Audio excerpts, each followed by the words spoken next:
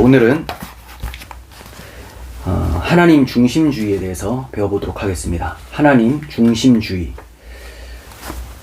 개혁주의 신학의 가장 주된 관심사는 하나님이세요. 하나님 자체. 그런데 단순히 그냥 하나님 중심이라고 하기는 굉장히 빈약합니다. 그럼 어떤 하나님 중심이냐?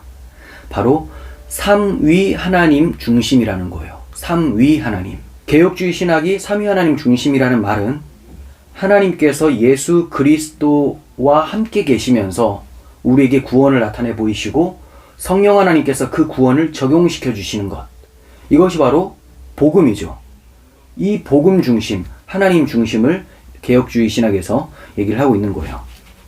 메이슨 프리슬리라고 하는 사람이 이렇게 얘기를 해요. 감리교는 죄의 구원 사상을, 침례교는 거듭남의 신비를, 루터는 이신득구 교리를, 이신득구는 믿음으로 구원을 얻는다라는 표현이고요. 그 다음 모라비안 교는 그리스도의 상처를, 히랍 정교는 성령의 신비를, 로마 카톨릭 교회는 교회의 보편성을 최전방에 두고 있다. 그런데 칼빈주의는 언제나 최전방에 하나님을 두고 있다. 이렇게 얘기를 합니다. 이 차이를 아시겠어요? 죄인의 구원 사상, 거듭남의 신비, 이신득이, 이신득구, 이런 거 다 중요합니다. 그리스도의 십자가 다 중요한데 이것이 인간 중심으로 해석되어지면 내가 구원받아야 되고 나를 위해서 십자가가 있고 다 이런 식으로 중심이 되어지는 거예요. 하지만 최전방에 하나님을 두게 되면 어떻게 해석되느냐? 그리스도의 십자가는 하나님의 영광을 위해서 있는 것이다. 우리의 구원도 하나님의 영광을 위해서 있는 것이다. 자, 초점이 하나님께로 향하게 하는 것. 이게 바로 개혁주의 신학의 핵심입니다. 자, 그리고 우리는 오직 한 가지 목적을 위해서 존재한다.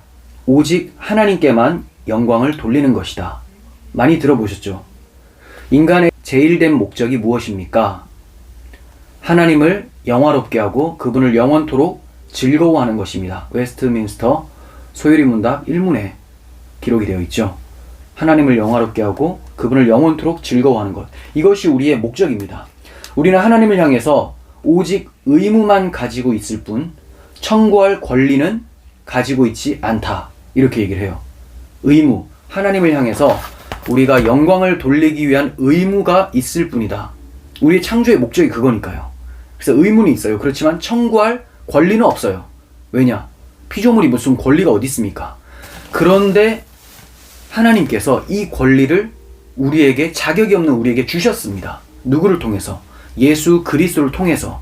그래서 하나님의 자녀로 삼아주시고 우리에게 청구할 수 있도록 허락해 주셨어요. 그러면 우리가 이제 권리가 있으니까 나 이제 하나님께 구해도 되겠네. 나 하나님 앞에 좀 불평해도 되겠네. 원하는 거 얘기해도 되겠네. 이런 식으로 접근해서는 안 돼요. 물론 권리가 그리스도로 인해서 생겼지만 그리스도를 주신 하나님의 은혜로부터 권리가 생겨진 거지 원래부터 나에게 권리가 있었던 것은 아니라는 거죠.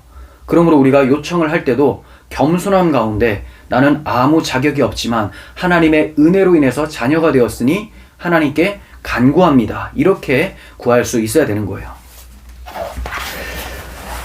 자, 또 개혁주의가 된다는 것은 창조주와 피조물이라는 관계를 제대로 아는 것이다.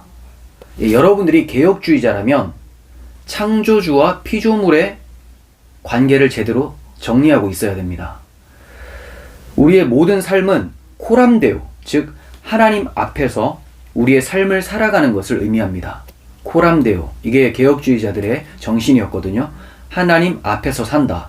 자, 이 말은 뭐냐면 하나님은 창조주시고 나는 피조물인데 이 피조물이 하나님 눈에서 벗어날 수가 있을까요? 불가능하죠. 그러므로 늘 하나님 앞에 서 있다는 것을 자각하면서 살아간다는 거예요. 그래서 워필드는 이렇게 말합니다. 칼빈주의자는, 자, 여러분들이 칼빈주의자인지 한번 보세요. 칼빈주의자는 하나님을 보는 사람이다. 어디에서 보는가? 그는 자연에서 하나님을 보고 역사에서 하나님을 보고 은혜에서 하나님을 본다. 은혜라는 것은 모든 것이 은혜라고 인정을 하는 거예요. 그러니까 모든 상황 속에서 다 하나님을 보는 자, 이 자들이 칼빈주의자들이다. 모든 곳에서 하나님의 전능하신 발자국을 보고 모든 곳에서 그 전능하신 팔의 역사하심을 느끼며 하나님의 위대하신 심장 박동 소리를 듣는다. 모든 곳에서 하나님의 심장 박동 소리를 듣는데요. 이게 무슨 표현일까요? 심장 박동이니까 하나님의 마음을 느끼고 또 하나님이 열심히 행하시는 것을 느끼게 된다. 심장이 막 뛰는 것은 하나님이 우리를 보시고 설레일 때 우리를 위해 위대한 계획을 세우신 것, 이것을 바라보실 때 심장이 뛰시죠. 그리고 이것을 위해서 열심히 일하실 때 심장이 뛰는 것처럼 모든 삶 가운데서 하나님의 심장 소리를 들을 수 있어야 된다라는 거예요. 그리고 칼빈주의자는 모든 현상의 배후에서 하나님의 손을 발견하고 모든 현상 속에서 하나님의 손을 발견하는 자들이다. 그리고 기도하는 태도로 자기의 전 생애를 살아가고, 기도하는 태도로 전 생애를 살아가는 사람. 그러니까 내가 밥을 먹든지 무엇을 마시든지 무엇을 하든지 다 하나님 앞에서 살며 기도하는 마음으로 하나님 보좌 앞에 있다라는 마음으로 행하는 것. 이게 바로 칼빈주의자들이라는 거예요. 구원의 문제에 있어서 자신을 전혀 의지하지 않고 하나님의 은혜만을 전적으로 의지하는 사람이다. 칼빈주의자들이 굉장히 경건했었죠. 근데 그 경건한 이유도 내가 이렇게 율법대로 행하고 규칙적인 삶을 통해서 경건 생활을 하여서 구원을 얻겠다, 이게 아니에요. 그런 철저한 삶을 살아감에도 불구하고 이러한 모든 노력 가운데 하나님의 은혜가 나에게 밀려와야지만 나는 경건한 하나님의 자녀로서 계속해서 살아갈 수 있다는 것을 인정하며 그렇게 경건 생활을 했었던 것이죠. 자, 그러므로 신론, 조직신학적으로 신론이 있죠. 신론, 하나님에 대한 교리는 개혁신학의 중심이다라고 해요. 그런데 여기서도 단순한 신론이 아니죠. 기독론을 바탕으로 한 신론이에요. 기독론. 그래서 여기서 괄호치고 뭐라고 되어 있냐면 하나님에 대한 교리라고 하면서 그리스도 예수 안에서 부성적이며 주권적이신 하나님, 이거 자주 쓰는 표현이라고 했죠. 그리스도 안에서 부성적이며 주권적인 하나님을 중심에 두는 신학이 개혁주의 신학이다라는 거예요. 자, 이 말은 그냥 신론이 아니라 기독론을 바탕으로 예수 그리스도를 통하여서 하나님 아버지를 연구하는 신학, 이게 바로 개혁주의 신학이라는 거예요.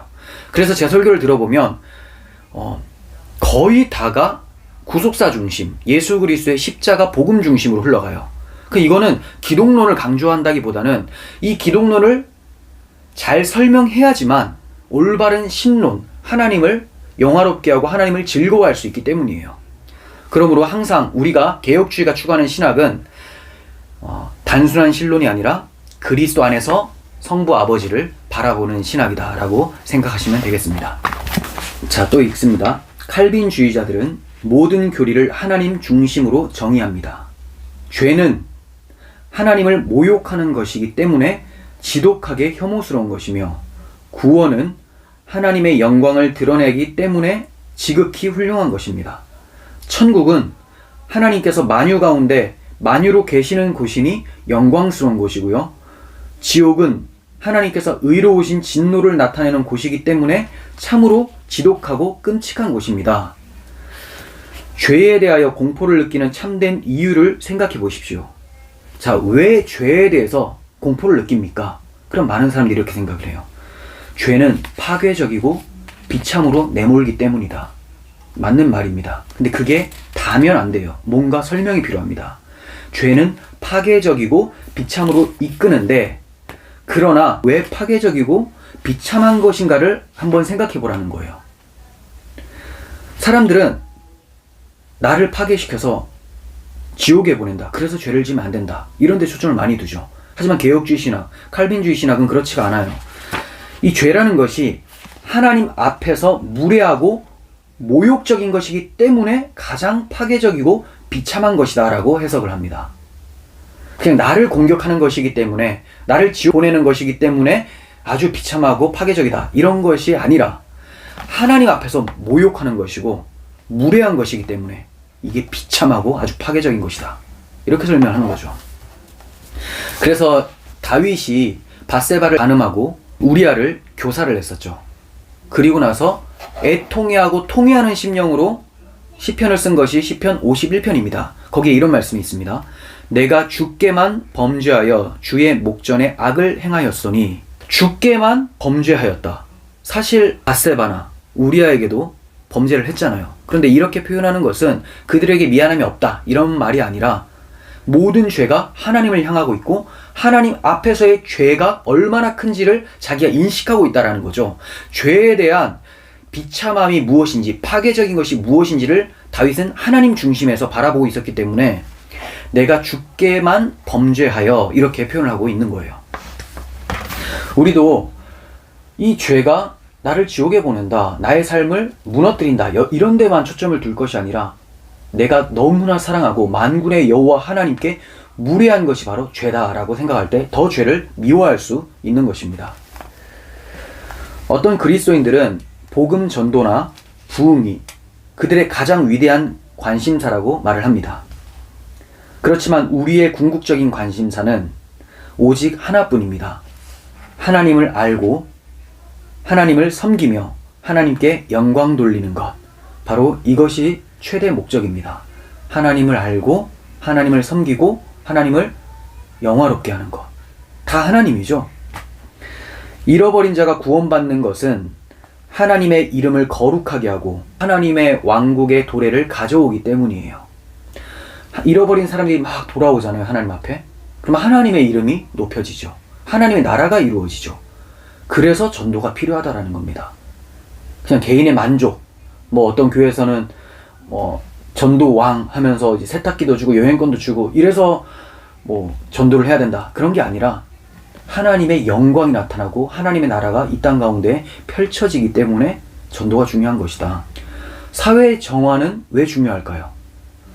천국에서와 같이 이 땅에서 우리가 하나님의 뜻대로 수행하는 것이기 때문에, 하나님의 뜻대로 살아가기 때문에 사회 정화가 필요하다라는 것이고, 성경 공부와 기도도 나 좋으라고가 아니라, 물론 나에게도 좋죠.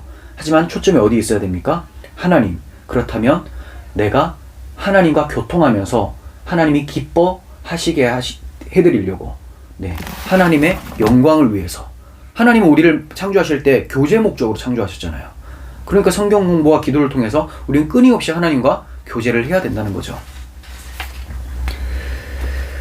자, 우리가 오늘 챕터를 이제 마무리를 하면서 왜 살아가야 되는지에 대해서 한번 생각해 봤으면 좋겠습니다. 내가 칼빈주의자라면, 개혁주의자라면 누구 중심으로 살아야 되는가? 바로 하나님 중심. 먹든지 마시든지 무엇을 하든지 다 하나님의 영광을 위해서 하라.